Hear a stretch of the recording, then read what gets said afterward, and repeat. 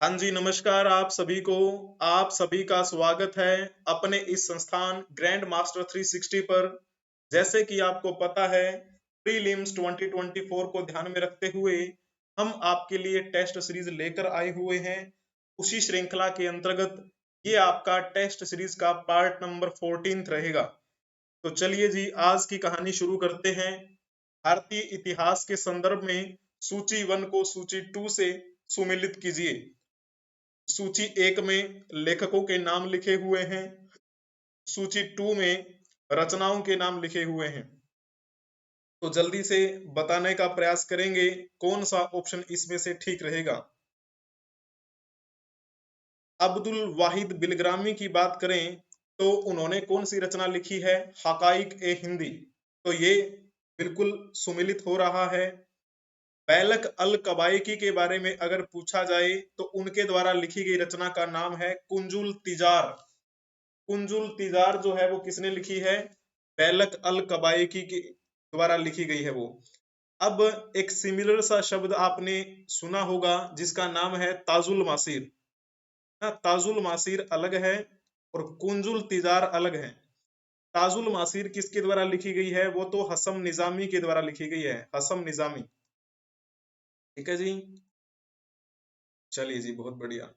जब हम बात करते हैं जियाउद्दीन बर्नी के बारे में, जियाउद्दीन बर्नी जो हैं वो तुगलक वंश के दूसरे सुल्तान मोहम्मद बिन तुगलक और तीसरे सुल्तान फिरोज शाह तुगलक के दरबार में रहा करते थे। और जियाउद्दीन बर्नी के द्वारा लिखी गई रचना का नाम है तारीख ए फिरोज शाही, जिसमें जियाउद्दीन बर्नी ने तुगलक वंश के शुरुआती दौर के बारे में बताया है और तीसरे सुल्तान फिरोज शाह तुगलक के पहले 6 साल शासनकाल के जो थे उनके बारे में वर्णन किया गया है। और कहा जाता है कि तारिक ए फिरोज शाही का जो लेखन कार्य 1357 में पूरा किया गया था। सॉरी। और अब हम जब बात करते हैं जियाउद्दीन बर्नी के बारे में, जियाउद्दीन बर्नी की और भी बहुत सी रचनाएं हैं। अगर हम कुछ एक पॉइंट लिखें इसके अलावा प्लस करते हुए, तो नाम आता है एक रचना का सलवट ए कबीर। ये रचना किसके द्वारा लिखी गई है? तो लिख देना नाम जियाउद्दीन बर्नी का। और एक नाम आता है तारिख ए बरमाकी। ये रचना भी जियाउद्दीन बर्नी के द्वारा लिखी गई है। और एक रचना का नाम आता है साना ए मुहम्मदी। ये रचना भी जियाउद्दीन बर्नी ने लिखी। और एक रचना का नाम है मासिर सआदत। ये रचना जियाउद्दीन बर्नी के द्वारा लिखित है। मासिर सआदत तो लिखी हुई है बर्नी के द्वारा, ताजुल मासिर लिखी हुई है हसन निजामी के द्वारा। थोड़ा सा अंतर स्पष्ट करने का प्रयास करना है आपको, गलत नहीं करना। अमीर खुसरो की अगर बात की जाए, अमीर खुसरो के द्वारा लिखी गई रचना का नाम है तुगलकनामा। ठीक है। अमीर खुसरो ने एक रचना और भी लिखी थी, अगर आपको याद हो तो क्या नाम आता है? आशिका। आशिका। और एक रचना और भी है खजाइन उल फुतू। अमीर खुसरो। इस प्रकार आपको ये बात ध्यान में रखनी है। चलिए जी, जिन्होंने इसमें ऑप्शन टिक किया होगा A1 B2 C3 D4, उनका बिल्कुल ठीक रहेगा। थर्ड ऑप्शन जिन्होंने टिक किया है उनका बिल्कुल ठीक, अति उत्तम। अब इसके बारे में बताने का प्रयास करना है। राजा राम मोहन राय ने रिक्त स्थान में बंगाली में संवाद कौमुदी और रिक्त स्थान में फारसी में विरात उल अखबार शुरू किया था। तो कौन सा इसमें से ऑप्शन आपको टिक करना है? जल्दी से टिक करके बताइए। जल्दी जल्दी से बताने का प्रयास करेंगे सभी। तो जिन्होंने इसमें ऑप्शन टिक किया होगा, बी ऑप्शन उनका बिल्कुल ठीक रहेगा। राजा राम मोहन राय ने 1821 में बांग्ला भाषा में संवाद कौमुदी का प्रकाशन शुरू किया। अगले साल 1822 में फारसी भाषा में मिरात उल अखबार का प्रकाशन इन्होंने शुरू किया। और राजा राम मोहन राय को भारतीय पत्रकारिता का अग्रदूत कहा जाता है। भारतीय पत्रकारिता का अग्रदूत। कहा जाता है कि इनको हिंदी, इंग्लिश, फारसी अनेकों भाषाओं का ज्ञान था और इनको राजा की उपाधि किसने दी थी? तो नाम आता है अकबर सेकंड का, जो मुगलों के शासक हुआ करते थे, अकबर सेकंड। और इनको राजा की उपाधि देकर इनको इंग्लैंड भेजा था कि जो भी मेरी समस्याएं हैं, यानी कि अकबर सेकंड की समस्याएं हैं, उनको ब्रिटिश साम्राज्य के सामने रखा जाए। और फिर वो इनके कहने से गए थे इंग्लैंड, वहां पर उनकी मृत्यु हो गई थी 1833 में, है ना। और उससे पहले भी उन्होंने बहुत सारे काम किए थे। जब बात करते हैं, एक हिंदू कॉलेज की स्थापना हुई थी कोलकाता में। कोलकाता में हिंदू कॉलेज की स्थापना किसने की थी? तो नाम आता है राजा राम मोहन राय का। और किसके साथ मिलकर इन्होंने स्थापना की थी? तो एक नाम आता है डेविड हेयर, एक नाम आपने सुना होगा अलेक्जेंडर डफ। तो इन दोनों के साथ मिलकर कोलकाता में राजा राम मोहन राय ने हिंदू कॉलेज की स्थापना की थी। ठीक है, इस प्रकार आपको ये पॉइंट ध्यान में रखना है। चलिए जी, और इन्होंने सती प्रथा का उन्मूलन सती प्रथा का उन्मूलन करवाया। और इन्हीं के प्रयासों से लॉर्ड विलियम बेंटिक के समय में सती प्रथा का उन्मूलन हुआ, यानी कि अवैध घोषित कर दिया गया सती प्रथा को। चलो, इस प्रकार से ये कुछ पॉइंट जो हैं वो मैंने आपको बताए। ठीक है, चलो जी, अब हम चलते हैं नेक्स्ट। भारतीय राष्ट्रीय कांग्रेस इतिहास के संदर्भ में सूची 1 को सूची 2 से सुमिलित करना है और बताएं कि कौन सा ऑप्शन इसमें से ठीक रहेगा। जल्दी जल्दी से बताएंगे कौन सा ऑप्शन ठीक रहेगा। जब बात करते हैं हम महात्मा गांधी के बारे में, महात्मा गांधी ने तो भारतीय राष्ट्रीय कांग्रेस के अधिवेशन में केवल एक बार ही अध्यक्षता की थी। और वो समय कब आया था? तो वो समय आया था 1924 में। 1924 बेलगाम अधिवेशन में ऐसा हुआ कि महात्मा गांधी अध्यक्षता कर रहे थे पहली बार। ना तो उससे पहले इन्होंने अध्यक्षता की और ना ही इस अधिवेशन के बाद में कभी अध्यक्षता की। ठीक है, इस प्रकार आपको ये पॉइंट ध्यान में रखना है। जब हम बात करते हैं डॉक्टर राजेंद्र प्रसाद के बारे में, डॉक्टर राजेंद्र प्रसाद जो हैं उन्होंने बंबई अधिवेशन में अध्यक्षता की थी, भारतीय राष्ट्रीय कांग्रेस के अधिवेशन की। ठीक है, और ये अधिवेशन कब हुआ था? ये हुआ था 1934 में। ये भी पॉइंट हो गया। जब बात करते हैं सरोजनी नायडू के बारे में, सरोजनी नायडू जो हैं उन्होंने 1925 के कानपुर अधिवेशन में अध्यक्षता की। और ये इस अधिवेशन की अध्यक्षता करने के साथ ही पहली भारतीय महिला अध्यक्ष बन गई, क्योंकि उससे पहले किसी भी भारतीय महिला ने अध्यक्षता नहीं की थी। पहली भारतीय महिला अध्यक्ष कौन बनी? सरोजनी नायडू। और जब सिंपल पूछ लिया जाए पहली महिला अध्यक्ष, तो नाम आता है एनी बेसेंट का। एनी बेसेंट ने 1917 में कोलकाता अधिवेशन में अध्यक्षता की थी। ठीक है, वो पॉइंट आपको ध्यान में रखना है। और उसके साथ ही अब हम देख लेते हैं फोर्थ पॉइंट, अबुल कलाम आजाद। अबुल कलाम आजाद ने रामगढ़ अधिवेशन में अध्यक्षता की थी। और ये जो रामगढ़ अधिवेशन है ये कब हुआ था? 1940 में हुआ। जब हम भारत छोड़ो आंदोलन की बात कर रहे होते हैं, भारत छोड़ो आंदोलन की शुरुआत 8, थोड़ी सी कहानी समझो पहले, चलो। 7 अगस्त का दिन था और सभी कांग्रेस प्रतिनिधि इकट्ठे हुए ग्वालियर टैंक मैदान में, वहां पर अध्यक्षता कर रहे थे अबुल कलाम आजाद। अगले दिन 8 अगस्त को महात्मा गांधी ने प्रस्ताव पेश किया कि हम अंग्रेजों के खिलाफ एक आंदोलन शुरू करेंगे। और इसी 8 अगस्त को वो प्रस्ताव पारित हो गया। अगले दिन 9 अगस्त 1947 को महात्मा गांधी के नेतृत्व में भारत छोड़ो आंदोलन की शुरुआत हुई। ठीक है, तो जब भारत छोड़ो आंदोलन की शुरुआत हुई उस समय कांग्रेस के अध्यक्ष कौन थे? तो नाम आता है अबुल कलाम आजाद का। तो इसमें यहां से आपको कौन सा ऑप्शन टिक करना है? A3, A3, B1,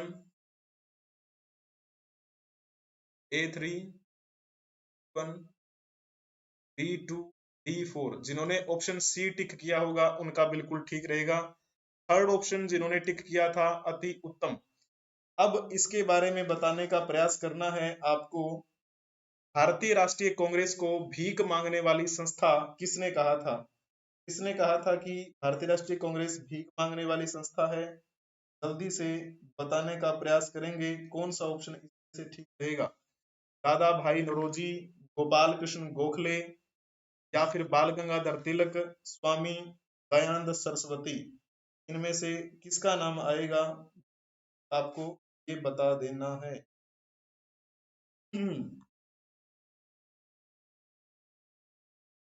हालांकि कांग्रेस को लेकर अलग अलग लोगों के अलग अलग विचार रहे हैं।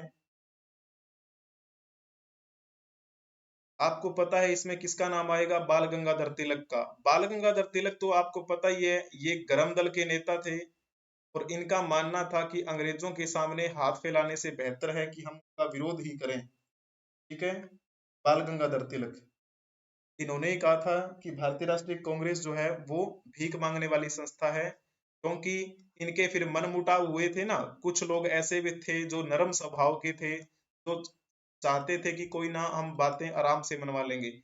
इसी वजह से तो 1907 में जो सूरत अधिवेशन हुआ था, उस अधिवेशन में कांग्रेस के जो टुकड़े हुए थे, सूरत अधिवेशन, कारण तो यही था।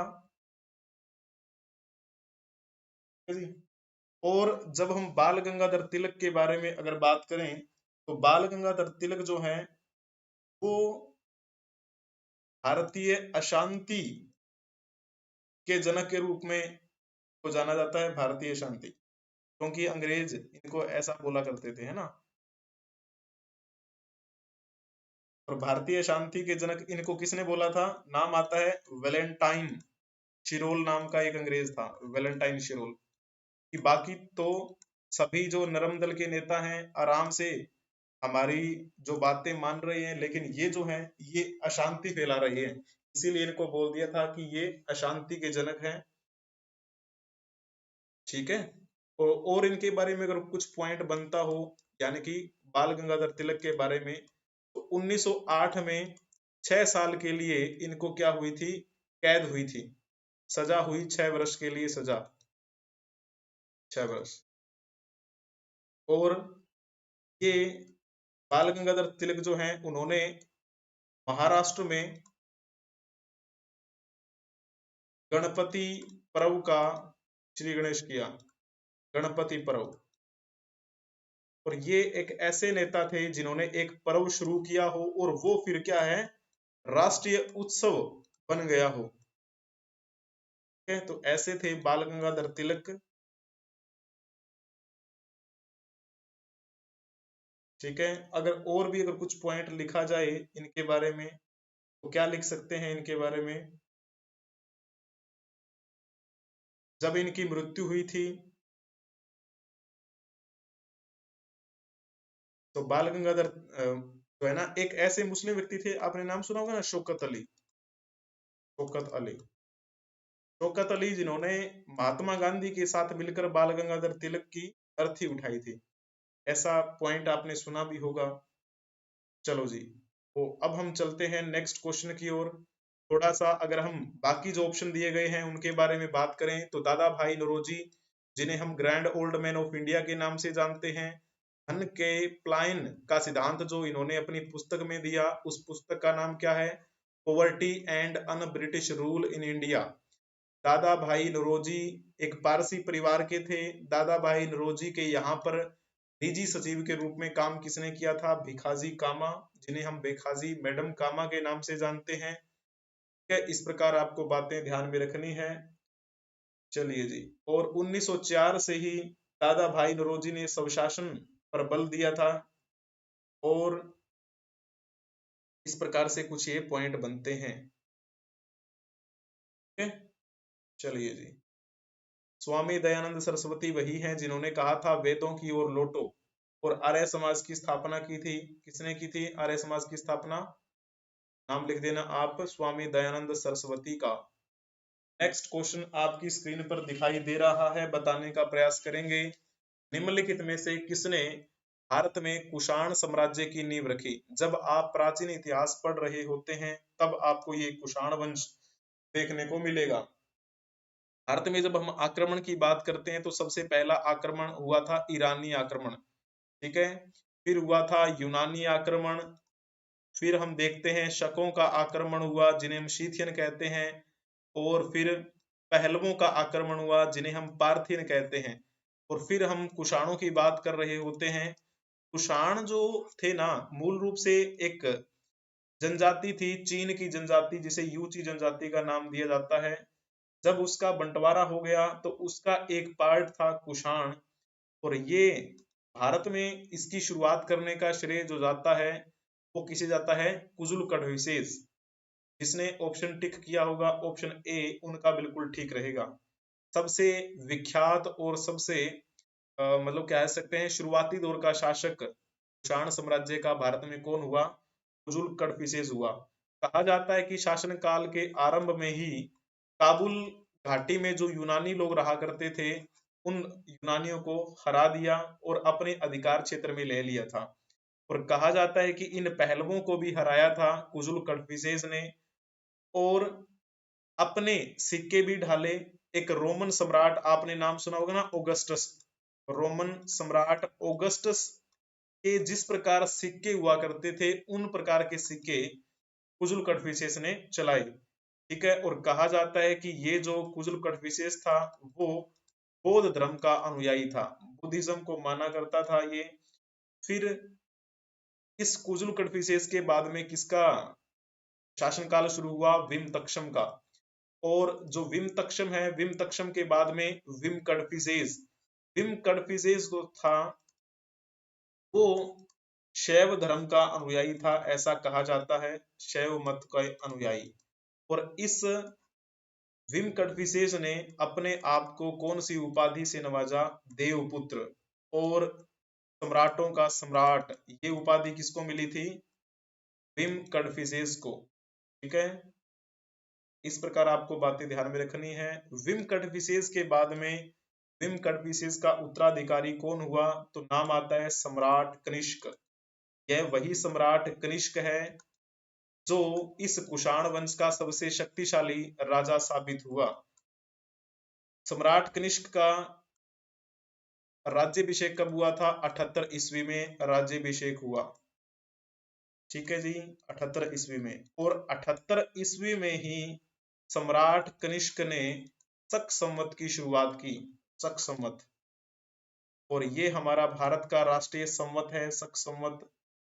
जब बात करते हैं कि इसके अनुसार जो वर्ष है वो कब शुरू होता है, चैत्र, चैत्र माह से शुरू होता है ना। और अगर बात करें 78 ईस्वी में एक और कार्य जो आपको ध्यान में रखना है, चतुर्थ बौद्ध संगीति, चौथी बौद्ध संगीति का आयोजन 78 ईस्वी में हुआ सम्राट कनिष्क के संरक्षण में। कहां पर हुआ, तो आप बोलेंगे कुंडलवन कश्मीर में हुआ, कुंडलवन कश्मीर जगह पड़ती है कुंडलवन में ये। इस चतुर्थ बौद्ध संगीति की अगर बात की जाए तो चतुर्थ बौद्ध संगीति में अध्यक्ष की भूमिका कौन निभा रहे थे, तो नाम आता है वसुमित्र, वसुमित्र, ठीक है। और उपाध्यक्ष की भूमिका कौन निभा रहे थे, तो नाम आता है इसमें अशव घोष का, अशव घोष। ऐसे आपको ये पॉइंट ध्यान में रखना है। दोनों ही अच्छे विद्वान थे, बुद्धिज्म के अच्छे राइटर भी थे, ठीक है जी। इस प्रकार अशव घोष के द्वारा एक रचना बड़ी प्रसिद्ध है जिसे हम क्या बोलते हैं, बुद्ध चरितम, जिसे बौद्धों की रामायण कहा जाता है। इसमें अशव घोष ने महात्मा बुद्ध के चरित्र का वर्णन किया है। चलिए जी, जब हम कनिष्क की बात कर रहे होते हैं तो कनिष्क के दरबार में कौन कौन से मुख्य जो लेखक रहा करते थे, तो दो नाम तो मैंने आपको बता ही दिए। वसुमित्र भी अच्छे राइटर थे, वसुमित्र इनके दरबार में हुए, अशव घोष भी हुए। और अशव घोष जो हैं इनके बाद में एक नाम लिखते हैं नागार्जुन, नागार्जुन भी इनके दरबार में एक राइटर हुए। और चरक नाम के एक चिकित्सक भी इनके दरबार में रहा करते थे। पार्श्व नाम के एक व्यक्ति भी इनके दरबार में रहा करते थे, ठीक है। इस प्रकार और जब बात कर ली जाए इनके द्वारा लिखी गई रचनाएं, नागार्जुन ने कौन सी रचना लिखी है? माध्यमिक सूत्र। माध्यमिक सूत्र। वसुमित्र के द्वारा कौन सी रचना लिखी गई है जिन्होंने अध्यक्ष की भूमिका निभाई थी? तो नाम आता है महाविभास सूत्र। महाविभास सूत्र। अशव घोष ने एक तो लिखी थी बुद्ध चरितम और एक रचना और लिखी थी जिसे हम कहते हैं सूत्रालंकार। ठीक है। इनके दरबार में रहने वाले जो चरक थे, चरक के द्वारा लिखी गई रचना कौन सी है? चरक संहिता। इस प्रकार से ये कुछ नाम आपने सुने भी होंगे, बड़े फेमस हैं। कनिष्क के बारे में अगर और कुछ पॉइंट अगर जोड़ा जाए तो आप क्या बोलेंगे? कहा जाता है कि इन्होंने कश्मीर जो शहर है यानी कि कश्मीर जो जगह पड़ती है उसको जीत लिया था और वहां पर एक कनिष्कपुर नामक शहर बसाया था। और कौन कौन सी उपाधि ग्रहण की थी कनिष्क ने? तो सीजर की उपाधि ग्रहण की, सीजर। एक उपाधि थी केसर।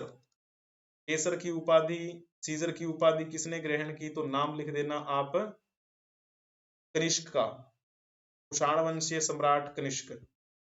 और ये वही कनिष्क है जिनको हम किस नाम से जानते हैं?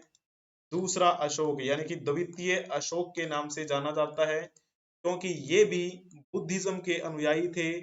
चतुर्थ बौद्ध संगीति का आयोजन भी इनके समय में किया। और कहा जाता है कि उस समय जो तांबे के सिक्के चला करते थे, तांबे के सिक्के पर सम्राट कनिष्क को बलि वेदी पर बलि देते हुए दिखाया गया है, ऐसा भी आपको वर्णन मिलता है। ठीक है, तो इस प्रकार आपको ये बातें ध्यान में रखनी है। चलिए जी, नेक्स्ट अगर हम बात करें क्वेश्चन की, नेक्स्ट क्वेश्चन बताने का प्रयास करेंगे। 1860 में प्रकाशित नील दर्पण किससे संबंधित है?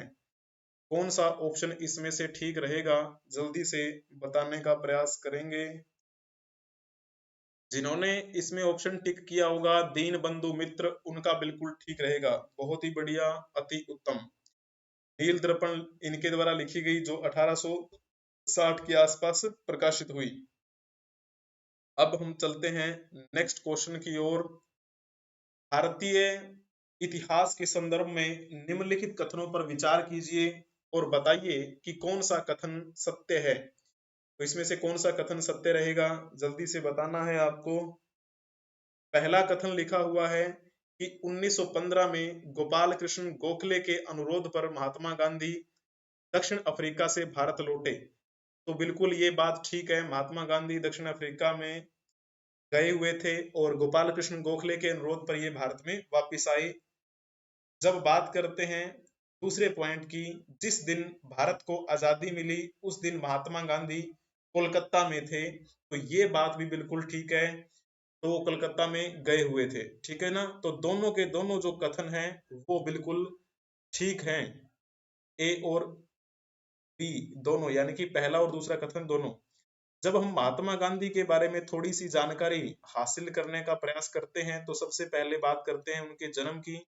उनका जन्म कब हुआ था? 2 अक्टूबर 1869 को हुआ। कहाँ पे? तो पोरबंदर जगह पे, गुजरात में है ये जगह पोरबंदर। वो एक अच्छे राजनीतिज्ञ भी थे, अच्छे वकील, अच्छे राइटर, एक अच्छे सामाजिक कार्यकर्ता भी थे। और इनका नाम क्या था? मोहनदास करमचंद गांधी, है ना, मोहनदास करमचंद गांधी, चंद गांधी। इनके पिताजी जो थे वो पोरबंदर के दीवान थे और इनकी जो माताजी का नाम क्या था? पुतलीबाई, पुतलीबाई। फिर इनकी जब शादी हुई, इनकी पत्नी का नाम क्या हुआ? कस्तूरबा गांधी। आपने कई जगह देखा होगा, कभी गांव में कस्तूरबा गांधी विद्यालय बने हुए होते हैं, है ना। उन्होंने अंग्रेजों के खिलाफ सत्याग्रह नामक अहिंसा रणनीति की शुरुआत की। 1917 में चंपारण सत्याग्रह की शुरुआत की। भारतीय आंदोलन में यहाँ से इनकी ये यात्रा शुरू होती है। कुछ मुख्यतः अगर हम बात करें आंदोलनों की, तो असहयोग आंदोलन की शुरुआत की थी इन्होंने 1920 में। ठीक है। और ये 1922 में वापस इन्होंने ले लिया था, क्योंकि चोरी चोरा की घटना हो गई और ये आंदोलन हिंसा का रूप ले गया था इसी वजह से। फिर आपको पता है इन्होंने नमक यात्रा शुरू की, है ना, नमक यात्रा, जिसे हम दांडी मार्च कहते हैं। 12 मार्च को चले थे, 6 अप्रैल को ये दांडी पहुंचे, नमक कानून तोड़ दिया, नमक खुद बनाया था वहां। इसी दिन से ही सविनय अवज्ञा आंदोलन की शुरुआत हुई थी, है ना। और जब बात करते हैं इनके एक और बड़े प्रसिद्ध आंदोलन की, जिसे हम क्या बोलते हैं, भारत छोड़ो आंदोलन। भारत छोड़ो आंदोलन जो है वो कैसे शुरू हुआ? वो दिन था 7 अगस्त 1942 का। 7 अगस्त 1942 के दिन सभी कांग्रेसी प्रतिनिधि इकट्ठे हुए ग्वालियर टैंक मैदान में। अगले दिन उस बैठक में महात्मा गांधी ने एक प्रस्ताव रखा कि हम अंग्रेजों के खिलाफ एक आंदोलन शुरू करेंगे, तो सभी ने पारित कर दिया 8 अगस्त को। और अगले दिन 9 अगस्त को महात्मा गांधी के नेतृत्व में इस आंदोलन की शुरुआत हुई, जिसे हम अगस्त क्रांति कहते हैं। और जिस मैदान, यानी कि ग्वालियर टैंक मैदान, उसे हम अगस्त क्रांति मैदान भी बोल देते हैं। और इनकी एक आत्मकथा भी लिखी हुई है, माई एक्सपेरिमेंट विद ट्रूथ। ठीक है जी। और जब बात करते हैं इनकी हत्या कब कर दी गई थी, नाथूराम गोडसे के द्वारा 30 जनवरी 1948। ठीक है, ये कुछ बिंदु महात्मा गांधी के बारे में मैंने आपको बताए। ठीक है जी, चलिए जी, अब हम चलते हैं नेक्स्ट क्वेश्चन की ओर। बंगाल में सामाजिक सुधारों में आत्मीय अग्रदूत आत्मीय सभा की शुरुआत किसने की थी? बड़ा प्यारा सा क्वेश्चन है, इसका नाम आएगा, जल्दी से बता देंगे। आत्मीय सभा की स्थापना किसने की थी? तो जिन्होंने लिखा होगा राजा राम मोहन राय, उनका बिल्कुल ठीक रहेगा। ये आत्मीय सभा की स्थापना अगर हम कहें तो कह सकते हैं कि 1814 में राजा राम मोहन राय कोलकाता में गए थे और वहीं पर बस गए। फिर 1815 में धार्मिक सत्य के प्रचार प्रसार के लिए या फिर धार्मिक विषयों के मुक्त विचार विमर्श को बढ़ावा देने के लिए आत्मीय सभा की इन्होंने स्थापना की थी। ठीक है। और जब बात करते हैं स्वामी विवेकानंद के बारे में, थोड़ा अगर और एक्सप्लेन किया जाए इन्हीं के बारे में, राजा राम मोहन राय के बारे में, इनको भारतीय पत्रकारिता का अग्रदूत कहा जाता है। 1821 में इन्होंने क्या किया था, बांग्ला भाषा में संवाद कौमुदी का प्रकाशन शुरू किया, संवाद कौमुदी का। और फिर अगले साल 1822 में राजा राम मोहन राय ने क्या शुरू किया था, एक अखबार शुरू किया, मिरात उल अखबार, ये फारसी भाषा में था। ठीक है जी। 1829 की बात करते हैं, सती प्रथा का उन्मूलन किया। 1830 में ये ब्रिटेन में गए, इनको राजा की उपाधि अकबर सेकंड ने दी। 1833 में इनकी मृत्यु हो चुकी थी, है ना। तो इस प्रकार आपको ये बिंदु ध्यान में रखने हैं। रही बात फर्स्ट पॉइंट की, स्वामी विवेकानंद। स्वामी विवेकानंद जो है, उनका जन्म कब हुआ? 1863 में इनका जन्म हुआ था। और ये 1893 में शिकागो सम्मेलन का हिस्सा बने। शिकागो सम्मेलन में इन्होंने भारतीय दर्शन को बड़े बेहतरीन ढंग से प्रस्तुत किया और उसके बाद में इनको तूफानी हिंदू की संज्ञा दी गई। ठीक है। इसके ही कुछ टाइम पहले की अगर बात की जाए, 1887 के आसपास, तो इन्होंने वेलूर मठ की स्थापना की थी, वेलूर मठ। और इस शिकागो सम्मेलन के बाद की बात की जाए तो 1897 में इन्होंने अपने गुरुजी के नाम पर ही एक मिशन की शुरुआत की, जिसका नाम रखा गया रामकृष्ण मिशन, रामकृष्ण मिशन। ठीक है जी। और जब बात करते हैं इनके गुरुजी के बारे में, रामकृष्ण परमहंस जो हैं वो इनके गुरुजी थे, रामकृष्ण परमहंस। इनके गुरुजी का जन्म कब हुआ था? 1836 में, और 1886 तक इनके गुरुजी रहे। तो ये कुछ बिंदु हैं वो आपको ध्यान में रखने हैं। स्वामी दयानंद सरस्वती के बारे में अगर कहा जाए, स्वामी दयानंद सरस्वती वही हैं जिन्होंने कहा था वेदों की ओर लौटो। वेदों की ओर लौटो का नारा किसने दिया? स्वामी दयानंद सरस्वती ने। 1875 में आर्य समाज की स्थापना किसने की थी? तो भी नाम आता है स्वामी दयानंद सरस्वती का। और अगर इनके बारे में कुछ पॉइंट लिखना हो तो आर्य तिब्बती सिद्धांत किसने दिया, किसने कहा था कि आर्य तिब्बत से आए थे, तो नाम लिख देना स्वामी दयानंद सरस्वती का। डॉक्टर बाबा साहब अंबेडकर के बारे में कहा जाए तो इनको हम क्या बोलते हैं, बाबा साहेब, ठीक है, बाबा साहेब अंबेडकर। और प्रारूप समिति जो संविधान सभा की प्रारूप समिति की ये अध्यक्ष भी रहे। और 1924 में इन्होंने बहिष्कृत हितकारिणी सभा की स्थापना की। 1936 में एक स्वतंत्र श्रमिक पार्टी का गठन भी इन्होंने किया था, बाबा साहब अंबेडकर ने। ठीक है, चलिए जी, बहुत ही बढ़िया है, ये पॉइंट हमारा कवर हुआ। और इसी के साथ हमारी आज की कहानी यहीं पर समाप्त होती है। हम फिर मिलेंगे कल, और तब तक के लिए आप हंसते रहें, मुस्कुराते रहें और पढ़ते रहें, और फिर हम इसी श्रृंखला को आगे बढ़ाते हुए कल मिलेंगे। ठीक है जी, आज के लिए इतना ही। नमस्कार, जय हिंद, जय भारत।